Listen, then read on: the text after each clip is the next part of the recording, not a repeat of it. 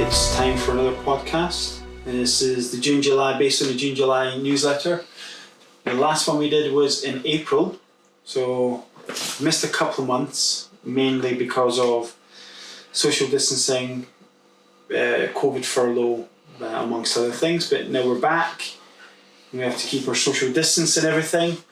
Now, in the April newsletter and podcast, we said that the office should be completed soon, and we would get to film the next podcast in it. And we're here. Here we are. So it took a while, but we eventually made it. I'll run through the schedule in standard order. Upcoming podcasts, we did speak in April about having Yazan coming up once he'd completed his PhD.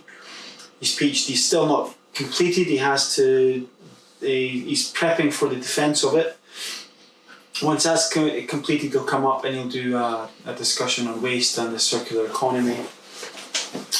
Also, I suppose I should say we're looking for anyone else to come up that's interested in discussing anything on the podcast. As long as it's interesting and it's industry related, it would be good to have you on and just have a chat and a cup of coffee. It would be good. What's been happening? PERSES this month, very, very little. We've had problems obviously with COVID. We couldn't get out, but one thing we have been doing is working behind the scenes on things such as the new health and safety portal, which is completed and will be live on Monday. So this is a couple of days' time from now. Everybody that's a current member of, or our current consultancy client of PERSES will have, on the renewal, they will be sent a questionnaire, emailed, and once the questionnaire is filled out, it will automatically generate it. We'll upload the policies and procedures and everything that we're supposed to send out will be downloadable from the portal. And it also means that if you're stuck for something, you just go onto your own little page in the portal and it's already sitting there for you. So it makes everybody's lives easier and paperless. Another couple of developments would be the new and improved online training section. We have, it's now PayPal ready, so you can just go in, pay PayPal and off you go. Once you've completed, if you are successful in passing the final exams, you get your certificate immediately sent to you. So makes everything so much easier. So behind the scenes, we've been working really hard to update PERSES as a company. Courses. Client news. Very little client news. A lot of things are slowly starting, but hopefully we'll have good news from our clients, for our clients, for the next few podcasts, what's been happening. Upcoming courses. Dave Betts gave us the update for the July courses. I was running through them earlier on. We've got something like 15 courses booked up and down the country at the moment. A lot of them are open courses. In Hyde, we've got one that's on Skype. Matt is currently delivering the pilot course for the National Demolition Training Group's manager course via Skype. So the pilot's on day 4, which is tomorrow. Yeah, that's the symposium day. And symposium day, and then it's going to be the exciting day. Yeah, and then it's the final exam. So that's great. Yeah, we get to pull the pilot, and Matt gets to be the guy delivering it. So it's good news for us. Exciting stuff. Yeah. And it's the first manager course for demolition you've delivered for the Demolition Training Group. Yeah, that was meant to be the one that I was meant to deliver before the lockdown, but that got cancelled for some reason. So we have training up and down the country. Scotland, Manchester. Scotland is not the equivalent to Manchester, of course. But Scotland, north of England and south of England. Mm-hmm. So that kind of brings the updates up to date. If anybody needs any training courses, obviously please email Dave Betts at david@perses.org.uk and he'll more or less get whatever you need sorted out. And if you don't have the course that you're looking for, speak to him, we can write one for you. Right, on to the newsletter. Right guys, what do we have in the newsletter this month? HSE warns against the use of the KN95 face masks. That was my article. HSE's put out a safety alert because a lot of these people are buying them online and they're fake. So it's not actually a warning against the KN95, it's that the 95 face mask isn't real. So It's been duplicated. yeah. So people are selling fake masks. And then people are thinking that they should wear the N95 mask as opposed to the P3 or the P2 when they're doing the construction site works. So they're saying, well, I need a COVID mask. No, you don't. You're dealing with asbestos, you need an asbestos mask. So it's peculiar. Have these fake masks been tested, and are they any good, or are they?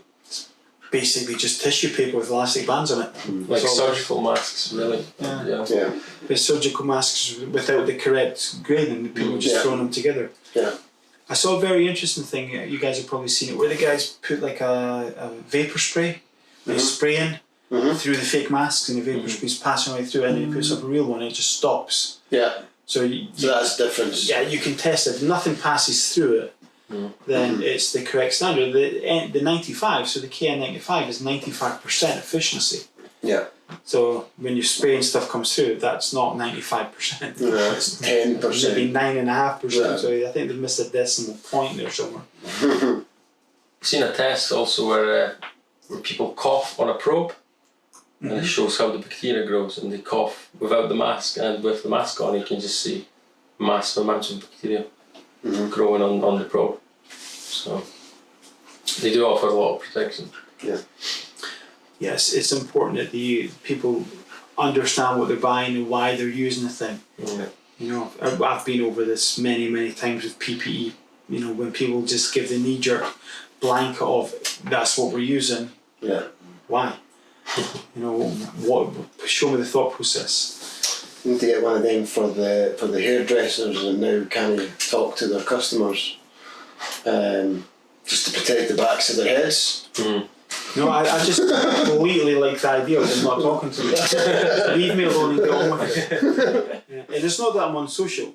And I thought it was funny though, because I mean, when has a hairdresser ever stood in front of you and spoke to you? They're always behind you. So I don't know where no talking applies. In case your neck gets COVID. That's it. That's what I was thinking. Wear one of the masks just in case the back of your head and your neck gets infected. Wow. Yeah. It's bizarre what people come up with. But some people seem to think that all the regulations don't apply as soon as COVID comes in. Everything that's ever applied now applies. Yeah. It's not any different. From one extreme to the other, I don't need to do anything. Same rules apply. I now need to do everything. Yeah. No, you really don't. It's horses for courses. They need to make sure that they're complying with the things that apply, not And COVID. and not complying with everything because they don't know what they're doing. It's for anybody out there that's stuck. There's a really good company that does occupational safety and health advice, and for a small charge, will help you. Yeah. So masks. Make sure buy them from a reputable place.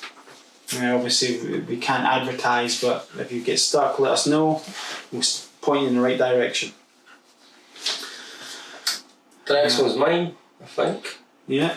So the title reads, "Don't miss this opportunity to innovate your business." And I think this is a very good opportunity for every business, regardless of if you're a construction contractor, your construction firm, or whatever you do. I think that was a very good time to reevaluate your company structure and how things operate, and possibly smoothing out the processes and see the outgoings and just take the time to save money on processes, basically. Do you mean have things like the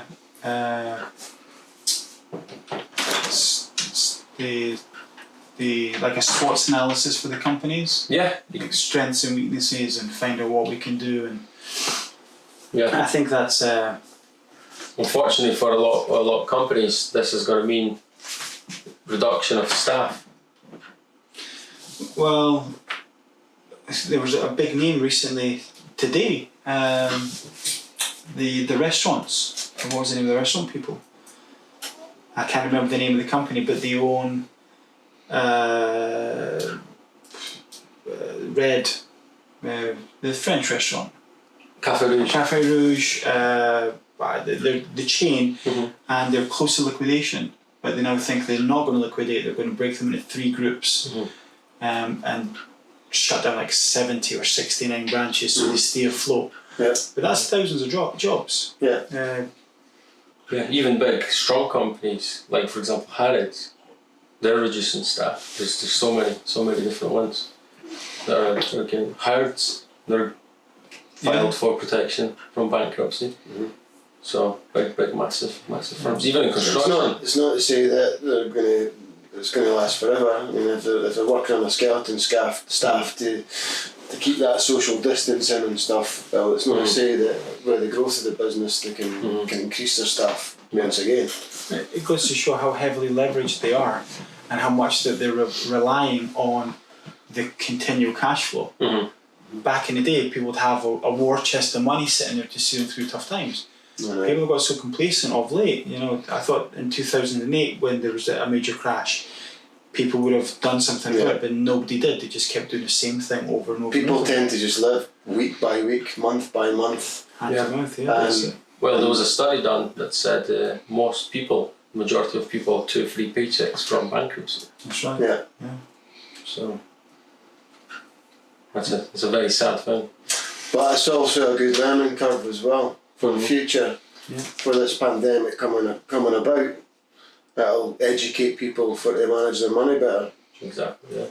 Yeah. For the future, in case there is anything else that pops up. And will people learn all this? This is always my concern. You can teach the lesson, you can give the lessons, but if the guy's not receptive to the learning outcomes, you're basically wasting your time. So for me, I would be really happy if everyone actually, what we've learned from here is, let's make sure there's money in the bank. Let's make sure that they were a cash-rich company, not leveraged, and only running on cash flow, like is the business model of most companies. Because that's something that we've done. We did our SWOT analysis and looked at it very quickly and went, what did we do? Well, we're in a relatively good position because we're relatively diverse, but we need to have cash money in the bank and be cash-rich for 2, 3, 4 months. So if something else ever happens again, we can keep rolling. Yeah. So I just hope everyone else does the same. It's a good lesson to everyone. Yeah. And not in Britain, I think we're fortunate enough to have the furlough scheme, but with a lot of companies all across the world, they may not have as near as big support. And how many companies worldwide, not just UK, but how many companies are actually going to go out of business? Oh, definitely. So Americans gave each member of the public was $1,000, $1,100, something like that. If you look at that, okay, it's nothing in comparison with what Britain's done. We're very, very, very lucky to live here, where our government has taken care of us. And I know a lot of people complain and say they didn't do enough. They did so much more than a lot of other people. We have to be very, very happy with that. Definitely. Our government, for whatever its faults are, that isn't one of them. They've done so much more than everyone else. At that, however, what's the number that the government's pumping into the economy? Something like 90 billion? 40 billion of each is going into construction. So 40 odd billion. Yeah. Right. So 40 odd billion, which is okay. I mean, I could probably live with that. But 40 odd billion, it depends, for me at least, it depends on how they distribute that money. If the government does what the government usually does and puts into major building schemes, infrastructure schemes like HS2, then that will go to 3 or 4 major contractors, Balfour Beatty, Skanska. That will not bleed into the working man. Yeah. If it bled into the working man's likely to spend that money. Well, what the Americans have done is given $1,000 to each person. They're going to spend that. Yeah. So they've put that money into the economy and actually elevate the economy. And what we'll do is we'll put it in the pockets of very, very wealthy companies, and it won't bleed down. Yeah. So it's actually not going to technically stimulate the economy in the same way as if they just gave everybody a check. And I'm not saying everybody should just be given a check, but it's a more efficient way of getting that money into the economy. If you give a billionaire £1 million, he just sticks it in the bank. Exactly. But if you give 1 million people £1, they're going to spend it. So it's the easiest way is to give the working class the money, they will spend the money. Get it back in. And some companies naturally will just have to liquidate because of the circumstances. Yeah. You know, the industry, everything, the world as we knew it before is gone. Of course. Yeah. And how many, yes, there's a lot of job losses, but there's new jobs creating at the same rate as there's losing, because these people have to work somewhere. So there'll be a lot of people that maybe start their own business in a field that's totally new. Yeah. So I think, yes, there's a lot of bad stuff, but I think there's a lot of opportunities during There's a lot of positives that can be taken out of this. Yeah. Again, if you want to, some people always take the bad. Yeah. I'm very, very pleased that our company, we've not lost anyone. From the workforce, we've not had to get rid of anyone. Yeah. All our guys are still working. That makes me really, really happy. We've been able to kind of soldier on and kind of just muddle through it. And of course, everybody's done well. Everybody's working hard to make sure it happens. But even with the companies like ours that's doing well during a time like this, we still kind of changing with the online We've stuff. got to adapt and evolve. It's the way forward, and that's one thing I think here. This article talks about in construction news. You know, you need to evolve and adapt. Zishan says something about it, disrupt your business, which is a really good term. You have to look at your business, disrupt that business, and figure out what the cracks are and fix that, and then you work on stronger. It's a great mentality. It's like exercise. Don't do the same routine. Shock the body from time to time. Yeah, don't do the same routine. Shock your business. You're never going to improve doing the same thing over and over again. Yeah. And by exercise, you mean like eat KFC 3-4 times? Exactly. No, we've already done that. I think we cracked that one. One thing I will say about the innovations with the government incentives, on to David's article on the CITB, they've got I don't want to say a stimulus plan, but it kind of is. The CITB set plans to support the sector's skill-based recovery via the levy scheme. So it depends on how many people you've got working for you, and they're giving out. I wish Dave was here; he would tell you the exact numbers. I think it's like £12,000 if you have less than 100 people. Then it's like £25,000. They're reducing the levy by 25%. They're reducing the levy. They're giving you basically a cash injection to get training. So you get your skills shortage people trained up. Which, if you think about that as well, so it's bringing people into work, so that'll stimulate the economy. It's pumping money back into companies, which means that they're hiring people and then they're having to pay for that training. So that money is getting filtered down through lots and lots of people. That is a great incentive and a great way to get people to work and get the economy kick-started. Pumping 40 billion into a train scheme is not really going to do it. Because that's going to be profits for a major, and that's tax. That's just the government giving itself money back in tax to get the economy going. It needs to be a grassroots movement. It's a good incentive because let's face it, after this pandemic, some people are going to be keen to get back to work, and others are going to be struggling to get back to work because of the time off and not having as much to do and being bored and just loss of motivation, yeah. So you can't be bored. You can paint the same walls over and over. I see the point, actually.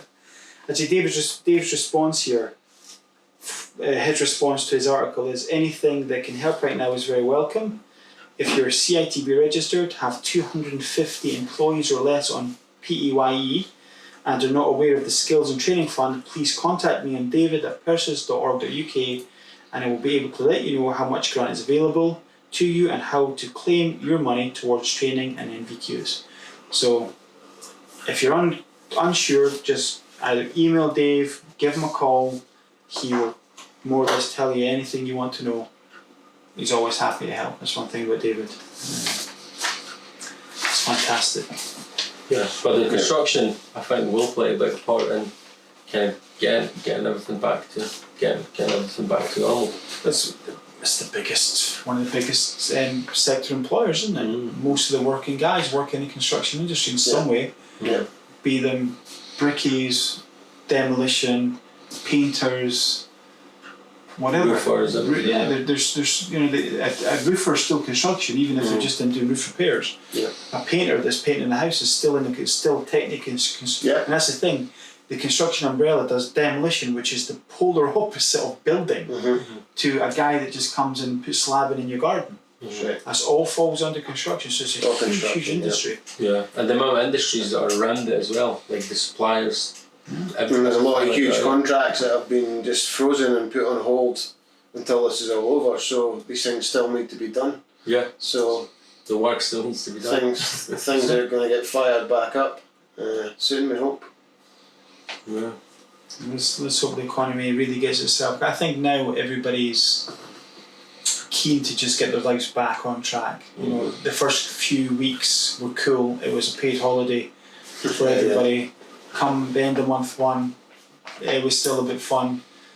Come week 6, people were just wanting back to normal. As I described it was like the fortnight, the 14-day holiday that you go and you wish you'd only went for 10 days. Yeah. People are actually having to do things like talk to their wives. I mean, that's just torture. Yeah. That's just not fair. I mean, who signed up for that? That's just, I really feel sorry for the country as a whole. Can either make you or break you. Yeah. And we're going to have a massive increase of babies and divorces. And homicides. And possibly babies and divorces from the same people as well. This isn't working. I'm sorry. Double trouble. I don't know anyone personally I'm thinking of. Right, one thing I do want to say, guys, today the workplace statistics from HSE came out, and I know we don't want to do the doom and gloom stuff. You know, the injury statistics from the HSE, and you guys don't have a copy. No. I've got a copy. It got published yesterday, which was the 1st. Yep. Today. It only came out today, so I got my copy of it this morning from UCATA, so United Kingdom Asbestos Training Association. Sent it to me. I've highlighted a couple of the kind of key things, so I'll just touch on them, because while I've not had the opportunity today to read through everything and do an analysis like I usually do and then put it on the website for the blog, I've not had a chance to do that, so I'm just going to have a read through the key things while we're here. Falls from height, still the highest cause of fatal injury, 29. Being struck by moving vehicles, second top again. That's been 5 years running. 29 and 20 struck, so that's 49 in total. That's more than the bottom 3 combined. So it's a huge number. What, the bottom 3? It's been struck by a moving object, trapped in something, collapsing, overturning, and contact with moving machinery. 92 members of the public were killed due to work-related activities in 2019-2020, excluding those that died in local authority enforced workplaces. So there's about another dozen and a half of them. Headline figures. Yeah, a total of 111 workers were killed in the UK, a decrease of 38 from the previous year. Now, it is going to be very difficult to say, is that because of COVID? But from what I've glanced at, it certainly looks like the numbers were dropping. Yeah. Comparable numbers for the same period pre-COVID were actually down. Yeah. So while we are down 38, because of COVID, it certainly looks like on the statistics we're dropping anyway. problem will be is come next year when it looks like there's a spike. It's not. It's we've had a quarter. So we've lost 3 months worth of work. Yeah. Realistically, so that's 3 months worth of quite significant injury statistics. And the next months are going to be a lot slower. Yeah. Than they would usually. Well, I would usually slow down for summer anyway, but it's going to be even slower. Yeah. Well, this year. As a business, I mean, I spoke to David today, David Betts, about our business as well, and we've lost one of our busiest quarters because coming up Christmas isn't overly busy, and getting everything prepped up for summer is usually a bit of a push. Yeah. We've missed that. New tax year. So then, so it's if you look at how much work usually slows down for the tax year, it will have a significant and measurable impact.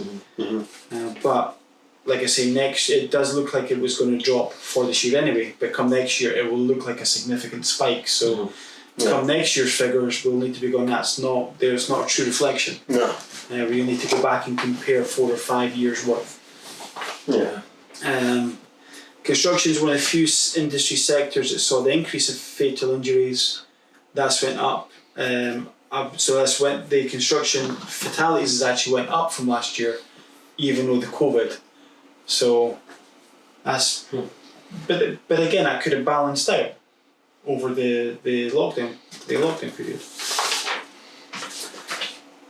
Comparison with other countries is quite interesting. The UK consistently has one of the lowest rates of fatality across the EU. Shows that somebody's doing it right. So across the EU, we have got the statistically and consistently the lowest rate of fatal injuries across our sectors. What does it state in America? Is there any statistic for? I've not read all of it. It's got here global comparison with the USA. In fact, actually, have a quick look at it. UK is at 0.52 per 100,000 employees. France is 3. Where's America? Where's Spain, Hungary, Latvia? For global comparisons with the USA, Asia are not available due to differences in definition of workplace accidents. So it doesn't give it. This one on page 12 does give us a potential impact of COVID-19 on number of fatalities, and talks through that GDP fell by 5.8%, and it's pretty interesting. Like I said, I've not had a proper time to read it. It only came through to me today, but I would certainly recommend, even though it's injury statistics and it seems like it's a bit of a ghoulish thing to read, the way the HSE break them down is it goes into GDPR and all the influencing factors. So actually, it's more or less it kind of gives you the root causes. So you know, we've got more work happening, etc. So it's pretty interesting. Yeah.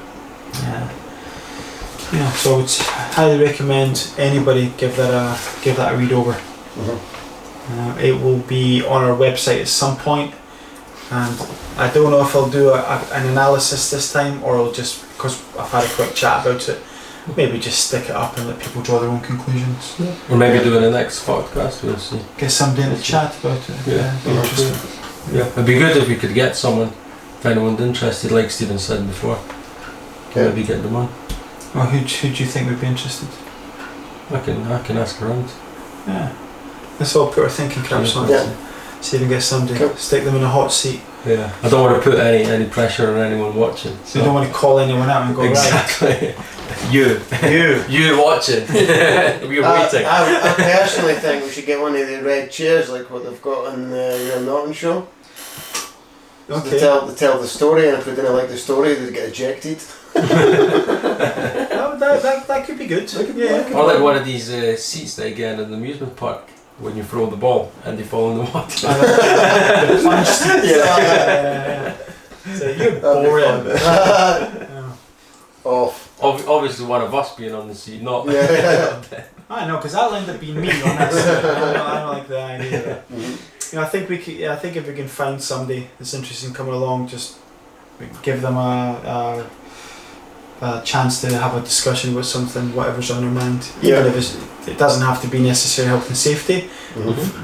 Even though it's a health and safety company, it's a health and safety newsletter. Recently, it's not really been health and safety. It's been everything but politics, finances, KFC. Yeah. Always a popular subject. Yeah, definitely.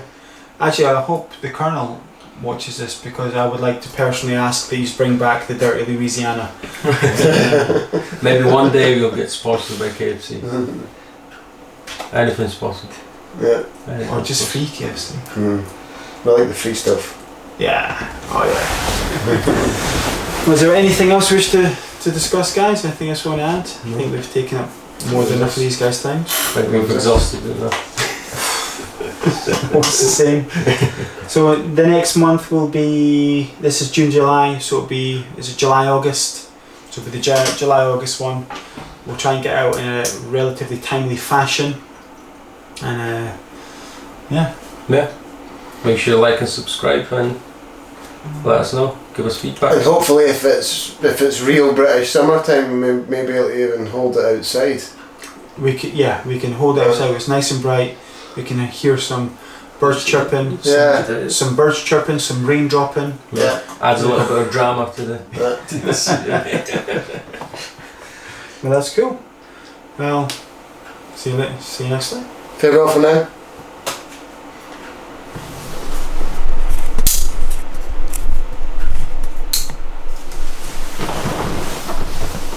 Oh, that's So that was what, half an hour? So yeah, 29 minutes? Just under half an hour. Yeah. okay. Yeah, perfect. That's good. Not too much rambling bullshit. Nope. This time. That's good. That was quick, wasn't it? That was Half an good. hour that went. An hour. I thought that went a lot better than like the first time we done it in that studio. I think.